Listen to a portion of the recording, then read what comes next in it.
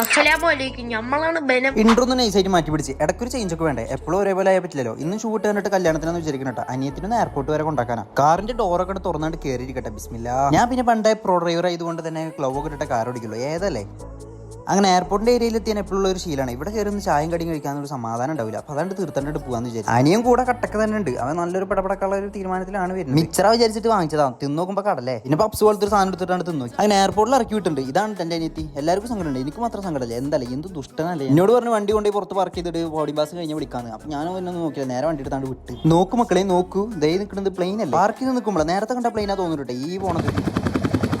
Sorry guys, നൈസായിട്ട് sound effect മാറിപ്പോയി. ഹെലികോപ്റ്ററിന്റെ sound ആയി. വില്ലേജിൽ അപ്പോൾ പള്ളി കയറി നിസ്കരിക്കാന്ന് വിചാരിച്ചു. നിങ്ങൾക്ക് ഒന്ന് പോയി നിസ്കരിച്ചോടെ മക്കളെ. ലൈക്ക് അടിക്കട്ടോ, മറക്കരുത്. അങ്ങനെ പള്ളി കയറി നിസ്കരിച്ച് തിരിച്ചങ്ങോട്ട് പോകുന്നത്. അൽഹംദുലില്ലാ ഹൈർ. ആകാശം കാണാൻ നല്ല രസമുണ്ട്. ഞാൻ അവരോട് പോയിട്ട് പിക്ക് ചെയ്ത് വന്നിട്ട് ആ ഫുഡ് കഴിക്കാന്ന് വിചാരിച്ചു. ഞാനും അനിയനും ബിരിയാണി കഴിച്ചത്. ബിരിയാണി അടിപൊളിയായിരുന്നു. 2 ചിക്കൻ പീസ് ഒക്കെ ഉണ്ടായിരുന്നു. വണ്ടി എടുത്ത് പോകാന്ന് വിചാരിച്ച് നിൽക്കുന്നു. അപ്പൊ മിററിൽ കൂടെ നോക്കുമ്പോൾ അവിടെ അടി നടക്കണം. അടി എന്തിനാ നടക്കുന്ന വെച്ചാൽ വണ്ടിമൊക്കെ വെള്ളം തെറിപ്പിച്ചിട്ട്. അനിയനാണെങ്കിൽ കുപ്പിയൊക്കെ പിടിച്ചിട്ട് കടന്നുറങ്ങുന്നത്. ഇത്ര നേരം കയ്യിലായിരുന്നു കുപ്പി. ഇപ്പൊ കുപ്പി മാറി വേറെ സ്ഥലത്തായി. തൃശ്ശൂരത്തി ഇപ്പൊ അവിടെ അടി. എന്തിപ്പോ ഇന്ന് ഫുൾ അടിയാണല്ലോ. വഴിയിലും വെച്ച് ഒരു നറുനീണ്ടി കുടിച്ചു. ഇത് നമ്മുടെ ഒരു ചങ്ങായി കേട്ടോ, നമ്മളൊന്ന് കാണാൻ വേണ്ടി വന്നത്. വീട്ടിലെത്തി ചിക്കനും ചപ്പാത്തിയും കഴിച്ചു. അപ്പൊ വയറാണ്ട് നിറഞ്ഞു. അപ്പൊ എല്ലാം പറഞ്ഞ പോലെ സബ്സ്ക്രൈബ് ചെയ്യാൻ മറക്കണ്ട.